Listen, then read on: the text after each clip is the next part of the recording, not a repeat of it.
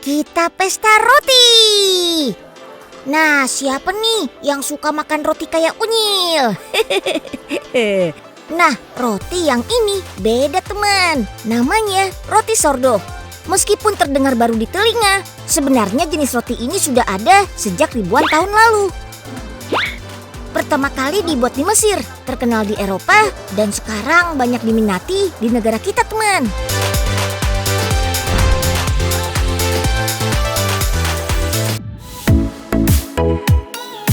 Sordo sendiri artinya jenis roti yang dibuat pakai metode fermentasi alami.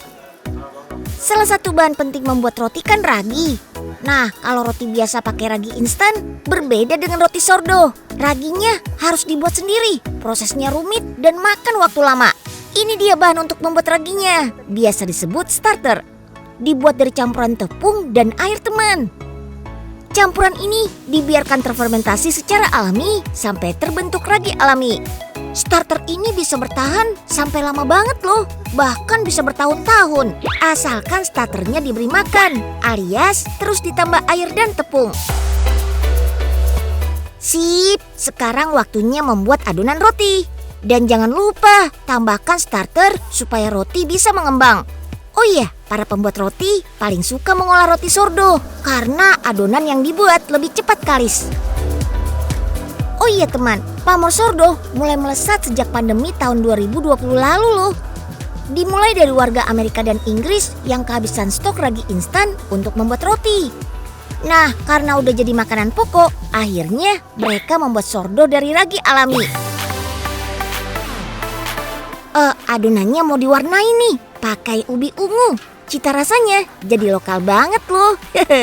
Bukan cuma ubi ungu, ada juga yang pakai pewarna bubuk arang aktif alias charcoal. Oh iya teman, adonan sordo ternyata mengandung bakteri sehat yang bernama lactobacillus loh. Dan itu berarti roti sordo bisa untuk menjaga kesehatan usus dan pencernaan. Uniknya nih teman, bakteri inilah yang juga sukses mengubah gula dalam adonan jadi asam laktat dan asam asetat. Ini yang membuat rasa roti sordo menjadi asam. Teman, karena bahannya istimewa, perlakuannya juga agak spesial nih. Beda sama penggunaan ragi instan yang cepat bikin roti mengembang. Untuk adonan sordo, butuh waktu hingga 24 jam untuk mengembang. Kalau udah mengembang, baru bisa dikreasikan menjadi aneka bentuk. Jangan lupa beri isian juga, seperti potongan keju. Kismisnya jangan sampai ketinggalan ya. Hihi. Wah, kalau kayak gini sih, Unyil juga bisa bang, gampil. Bagi sedikit sini adonannya. Waduh, kok begini? Kok lengket banget ini? Nyerah aja mendingan langsung makan aja nanti.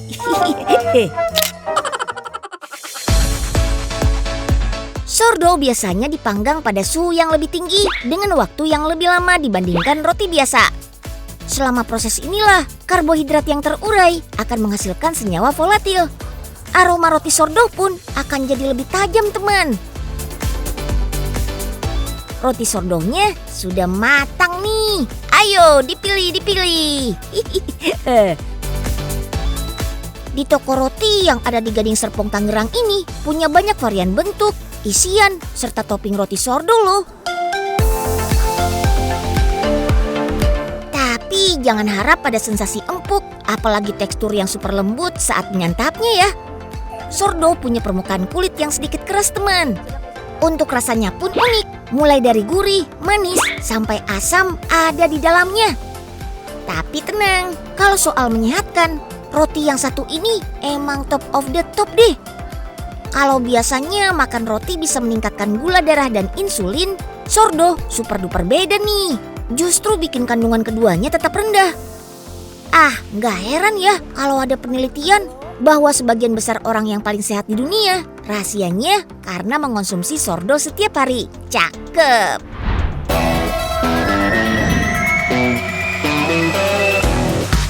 Widih, ada tong setan nih. Jadi keinget zaman-zamannya Unyil suka main di pasar malam. Cuma bentuk tong yang ini beda teman. Dibuat bulat seperti bola.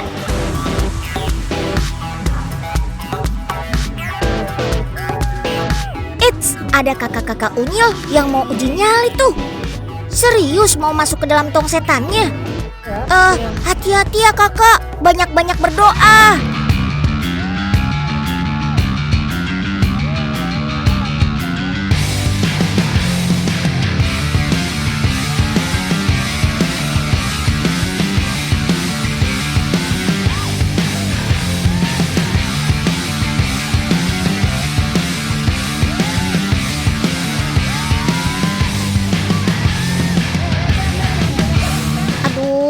Unyil jadi ikutan deg-degan nih.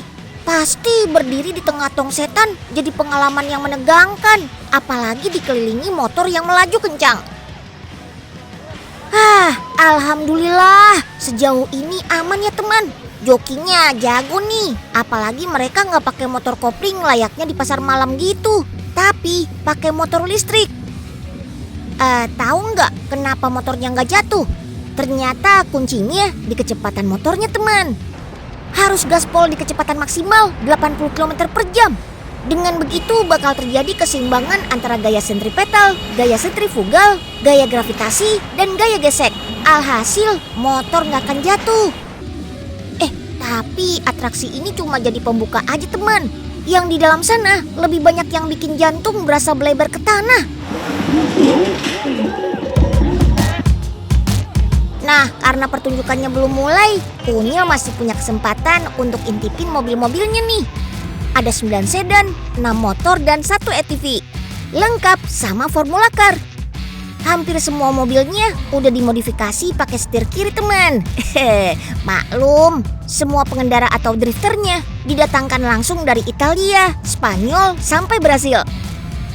Salah satunya teman Unyil yang bernama Emanuele Brigi yang masih berusia 19 tahun. Gak main-main, darah drifter yang mengalir dari kedua orang tuanya bikin Bang Emanuele sudah berkecimpung di dunia drifter sejak usia 8 tahun. Karena tampil di Indonesia, otomatis dong cita rasa lokalnya tetap ada. Yap, ini dia teman, ada kendaraan bermotor roda 3 khas dari Jakarta. Ayo bang, kita harus bekerja sama untuk membuktikan kehebatan angkutan kebanggaan masyarakat Jakarta ini. Let's go!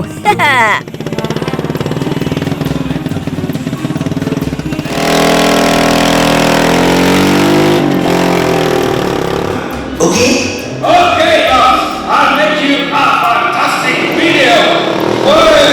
Wah, pelan bang. Udah bang, ampun. Bajainya bisa standing karena di belakangnya ada penggerak teman. Udah lah bang, nggak lagi-lagi. Abang lanjut ke show-nya aja. Aduh.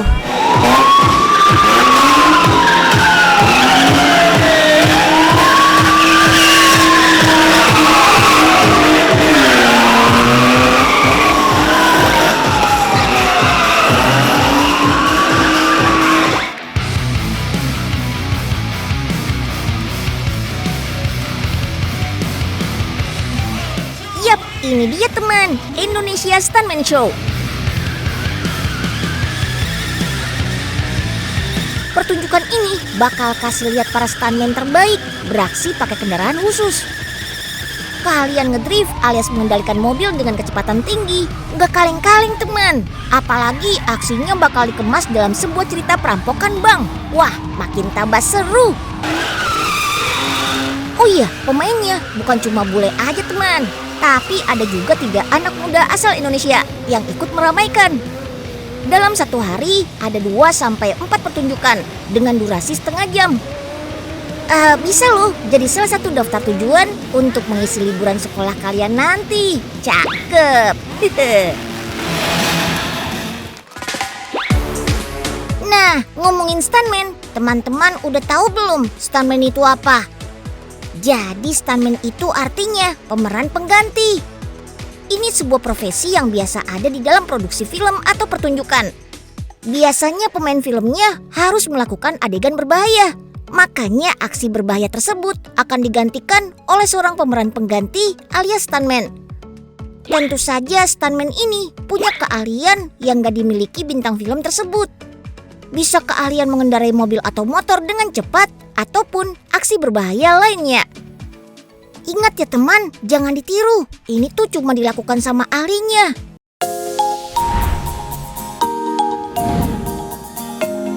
Mau makan siang apa Mbak? Orek. Pakai sayur apa? Hah? Salmon?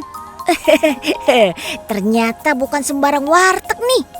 Konsep touchscreen yang satu ini cuma menjual sushi aja teman. Saking uniknya sampai disebut warteg sushi. Bukan cuma konsepnya aja yang mirip warteg, tapi harga sushinya juga super duper merakyat. Gak bakal bikin tongpes alias kantong kempes. Dibanderol mulai dari harga 5.000 aja. Wah, gawat. Bau-baunya Unyil bakal borong sih ini. Ada kurang lebih 30 pilihan sushi yang bisa dipilih teman. Mulai dari nigiri atau nasi pakai topping aja, maki alias sushi gulung, sampai inari. Itu tuh nasi yang dibungkus kulit tahu. Oh iya teman, karena sushinya disajikan dalam showcase, jadi lumayan rumit penyimpanannya. Suhu di dalamnya harus diatur antara 18 sampai 21 derajat Celcius. Kalau enggak, nasinya bakal mengeras. Keluarga nasi kepal khas Jepang ini juga cuma bisa tersaji maksimal 4 jam teman. Lebih dari itu, ya mohon maaf harus diganti sama yang baru. Alias udah nggak boleh dijual lagi. Emang sih penyajian sushi yang paling umum adalah yang pakai conveyor alias ban berjalan. Piring-piring berisi sushi akan berjalan searah jarum jam, mengelilingi chef dan juga pengunjung restoran. Biasanya sih jumlah harga makanan yang harus dibayar dihitung berdasarkan jumlah, warna, atau motif piring yang telah kosong ya. Nah, penyajian sushi seperti ini namanya kaiten sushi. Cara ini pertama kali ada di Jepang tahun 1958, tepatnya di restoran sushi di daerah Osaka teman.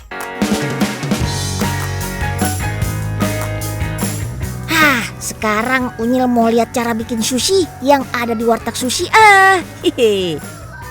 Nori alias rumput Jepang wajib ada dong. Begitu juga nasi Jepang yang terkenal punya tekstur yang lengket, lembut dan rasa yang khas. Biasanya nasi akan diberi cuka terlebih dahulu. Cuka dalam sushi nasi adalah kunci teman. Selain menambah rasa, cuka juga bisa membantu membunuh bakteri yang terdapat di daging ikan mentah. Nah, isian untuk nasinya juga beragam. Mulai dari crab stick, timun, sampai salmon. Terus lapisi dengan saus mentai yang creamy. Ini pasti sushi mentai roll, lazis. Ternyata cara menggulung kayak gini membuat sushi lebih gampang buat dipegang, dipotong, sampai dimakan loh. Dijamin anti berantakan deh. Gak heran sih, masyarakat Jepang kan sangat menghargai kerapihan dan estetika dalam penyajian makanan. Ada inari dako juga nih teman, baby octopus bermandikan saus yang manis dengan sedikit wijen di atasnya. Beuh, sedep sih ini. Kalau kurang suka daging ikan, daging sapi pedas bisa dipilih tuh. Atau mau inari wakame, rumput laut yang di steam dibalut sama kulit tahu manis khas Jepang. Udah bisa ditebak ya, yang paling best seller gak jauh-jauh dari salmon. Cakep. Oh iya, kalau mau praktis, pilih salmon vapor platter aja teman. Dijamin oishi dan bisa disantap bareng teman. Sushi bukan lahir di Jepang loh, melainkan di Asia Tenggara. Konsep awal sushi dibuat berasal dari metode pengawetan ikan dengan nasi yang difermentasi. Terus menyebar ke Tiongkok dan akhirnya sampai ke Jepang sekitar abad ke-8. Nah, akhirnya tradisi ini diubah oleh masyarakat Jepang menjadi lebih praktis. Fokusnya bukan lagi ke pengolahan ikannya, tapi nasi yang diolah bersama ikan yang mengutamakan kesegaran dan cita rasa. Yummy!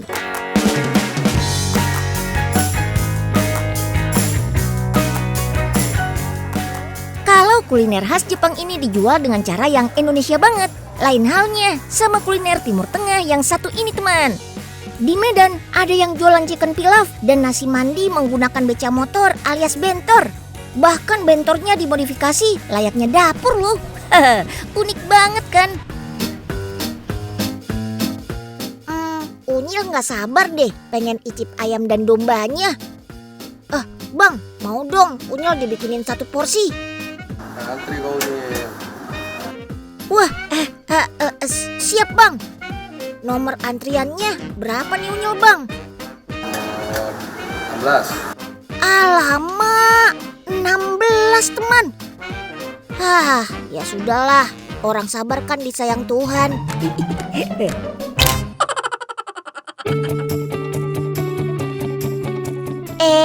Nggak cuma karena rasanya yang maknyus, tapi konsep open kitchen di atas motor bikin kita semua jadi makin penasaran kan? Sambil antri, kita bisa lihat proses masaknya teman. Motor ini sekalian jadi one stop kitchen teman. Udah ada pemanas buat nasinya, kompor di bagian tengah buat masak dagingnya, dan payung biar masaknya adem.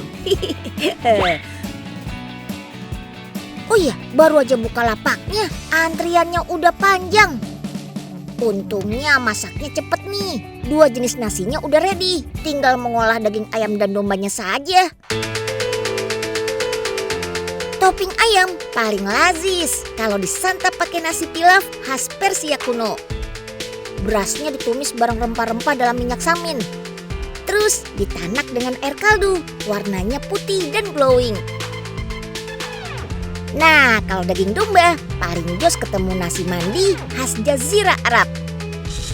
Nasinya wangi karena dimasak pakai kapulaga, jinten, ketumbar, kunyit, dan bunga lawang. Biar gizinya seimbang, sayuran selada, timun, dan wortel jangan skip ya. Biar makin sedap, saus tomat dan sambal wajib hukumnya. Nah, kuliner Arab motoran ini jadi pelopor nasi Timur Tengah kaki 5 loh. Pantes aja fansnya membludak. Bisa 100 porsi ludes dalam 1 jam aja. Sadis.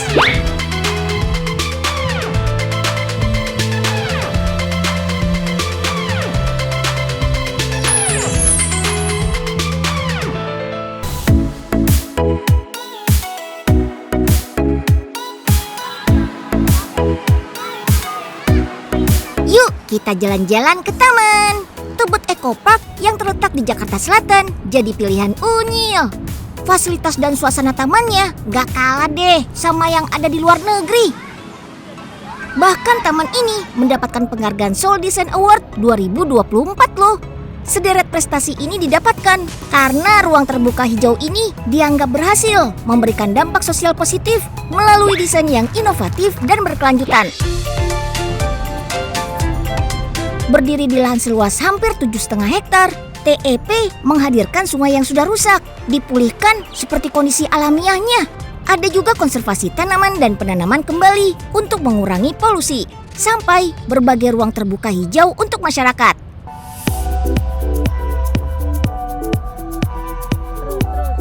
Bukan cuma itu, proyek taman kota ini juga fokus pada berkelanjutan dan ramah lingkungan loh. Seperti di sepanjang spot ikonik berupa jembatan ini. Dan di area bermain ini dibuat dari bahan yang ramah lingkungan. Meski tampilannya kayu banget, tapi ternyata nggak ada tuh campuran kayu sedikit pun. Hanya dibuat dari 30% selulosa dan 70% fiber semen. Kerennya lagi, selulosa yang didapat berasal dari limbah-limbah kardus. Cakep!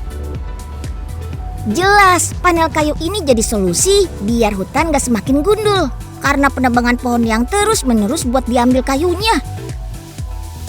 Tapi Unyil jadi penasaran, kok bisa ya panel kayu ini kuat dan sekokoh kayu? Yuk kita cari tahu di pabriknya.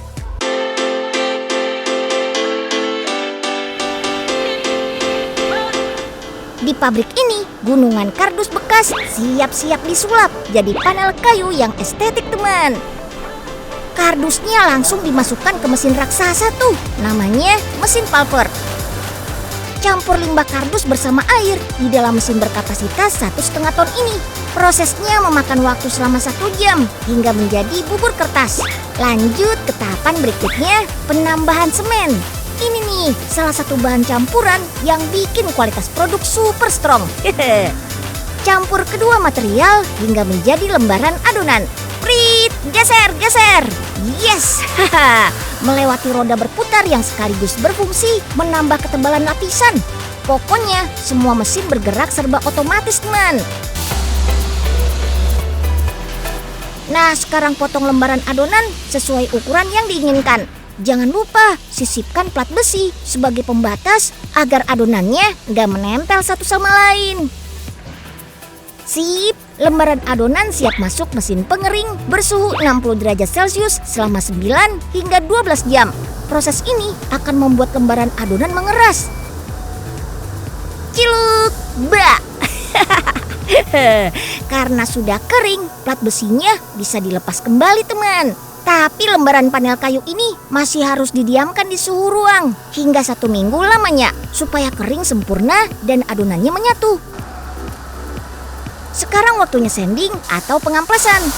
Di sini permukaan lembaran akan dikikis menjadi sedikit kasar sekaligus membentuk tekstur atau serat-serat seperti kayu. Nah, gimana? Udah mirip kayu beneran belum?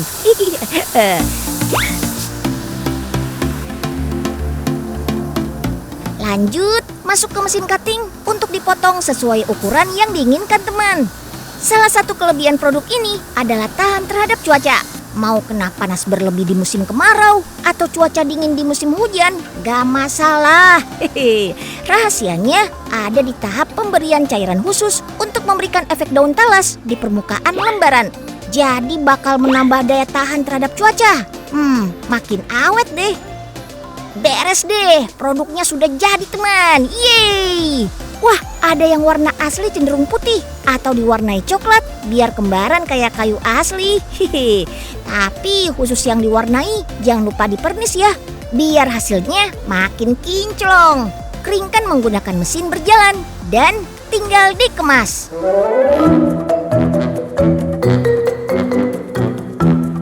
Satu, dua, tiga.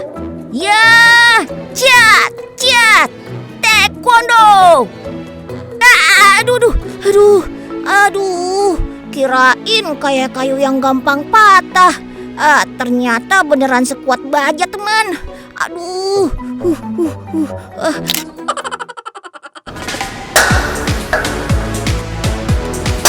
Yes, produk satu ini emang terbukti tahan banting, teman. Nggak kayak kayu yang mudah merambat saat terbakar. Tuh, meskipun terkena suhu tinggi, tetap kuat dan gak rontok. Dilempar batu pendulum kayak gini pun saya nggak ada lawan.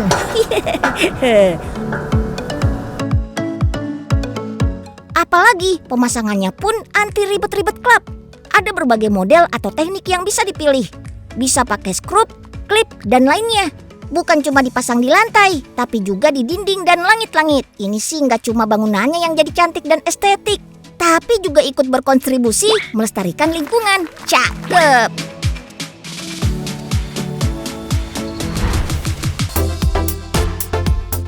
Nah, yang mau merasakan suasana ala-ala di Hogwarts, tempat Harry Potter bersekolah, yuk datang aja ke kafe yang ada di Pantai Indah Kapuk ini.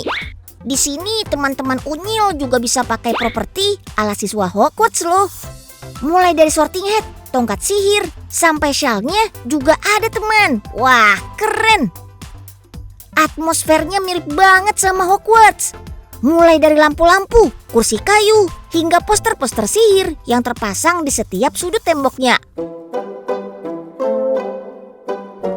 Biar makin berasa, Unyil mau adu kekuatan dulu. Abrakadabra! Wah, canggih juga tongkat sihir Unyil. Bisa ngeluarin salju buatan yang gak bikin menggigil. Busa salju ini diformulasikan khusus dengan bahan-bahan lembut yang aman untuk kulit, teman. Jadi aman banget buat orang yang kulitnya sensitif sekalipun. Di kafe ini beragam makanan yang disajikan juga gak kalah seru. Yuk intip cara bikinnya. Ada daging sapi asal Australia yang direbus dalam plastik vakum selama 2 jam. Teknik sauce fat ini bisa bikin dagingnya jauh lebih empuk. Karena udah setengah matang, jadi nggak perlu dimatangkan terlalu lama. Cuma 5 menitan aja. Yang penting lemak di luar dagingnya jadi lumer dan bikin teksturnya jadi juicy banget. Lanjut, panggang selama 3 menit biar teksturnya super duper lembut. Biar lebih istimewa, pakai saus Diane, saus klasik ala New York yang punya sensasi creamy. Cita rasanya unik karena pakai paduan bawang merah, kaldu, jamur, mustard, dan masih banyak lagi. Oh iya, dari tahun 1940 sampai 60-an, di New York menyajikan steak dengan saus Diane adalah hal yang wajib loh. Kalau sekarang Diane jadi salah satu saus steak yang populer di dunia karena cara pembuatan dan bahan utamanya yang mudah didapat. Terakhir, kasih rosemary bakar biar steaknya lebih beraroma. Nah, ini kesukaan Unyil, bone marrow alias sumsum tulang sapi. Panggang dulu selama 5 menit ya. Lanjut, kasih herb crust yang dibuat dari tepung roti, butter, dan keju.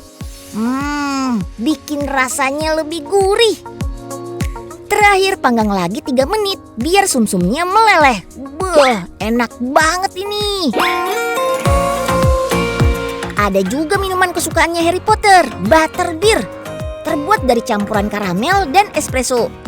Eits, jangan lupa beri milk foam di atasnya ya. Dah lah, nggak pakai lama. Acio, saatnya kita santap deh. Kenapa menunya daging begini? Ternyata ini dikenal sebagai tradisi Sunday roast. Jamuan makan tradisional yang dilakukan setiap hari Minggu di negara Inggris. Iya, negara asalnya Harry Potter. Nah, menu perdagingan ini menjadi ciri khas Sunday roast. Jangan lupakan bone marrow-nya, rasanya juara banget.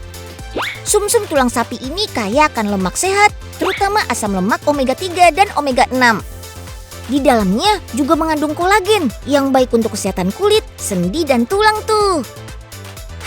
Makin spesial karena ada makanan penutup, Golden Yorkshire Pudding.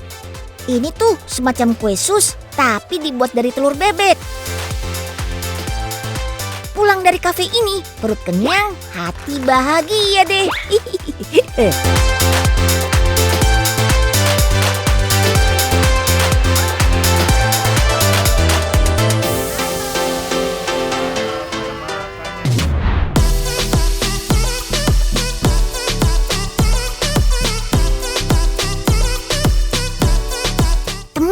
Ada berita baik nih. Katanya harga tiket pesawat untuk tujuan domestik bakal turun sebanyak 10%.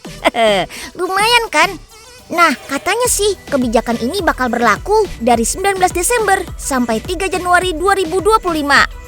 Asik, kita jalan-jalan. Destinasi wisata dalam negeri banyak banget loh teman. Bagusnya pun gak kalah kok sama yang di luar negeri. Bahkan ada beberapa tempat wisata yang suasananya mirip banget kayak kota-kota cantik di Eropa, Jepang, dan lainnya.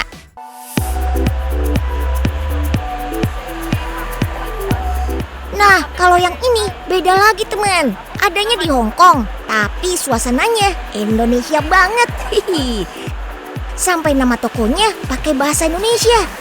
Yap, ini bisa kalian temui kalau ke Causeway Bay, daerah di Hong Kong yang dikenal sebagai pusat perbelanjaan. Bukan cuma itu aja, Causeway Bay juga jadi titik pertemuan dan tempat berkumpulnya orang Indonesia yang bekerja di Hong Kong. Yang kebanyakan adalah tenaga kerja wanita alias TKW. Makanya di Causeway Bay ada banyak banget toko yang menjual produk khas Indonesia. Dari restoran sampai toko kelontong. Jadi kalau pengen makan bakso, rawon, soto, atau makanan yang Indonesia banget, gak susah teman.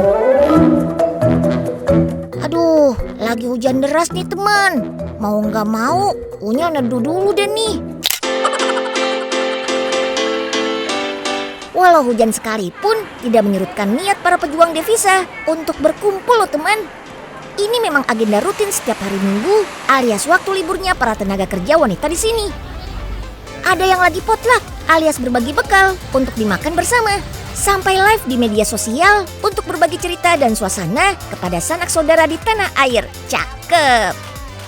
Wah, asik nih. Unyil boleh minta dong. Tidak jauh dari deretan toko-toko tadi, ada taman kota bernama Victoria Park. Taman seluas 19 hektar ini juga jadi tempat favoritnya para tenaga kerja wanita Indonesia untuk melepas penat loh. Puluhan ribu orang Indonesia bisa kumpul di sini sepanjang hari. Wih, keren. Unyil berasa lagi nonton pertunjukan. Mana niat banget lagi teman, pakai kostum lengkap dengan riasan wajahnya. Ada yang tahu ini kostum tari daerah mana? Wah, gak heran ya kalau Causeway Bay menjadi rumah kedua bagi orang-orang Indonesia yang tinggal di Hong Kong. Internasional tapi rasa lokal, berasa bukan di luar negeri nih.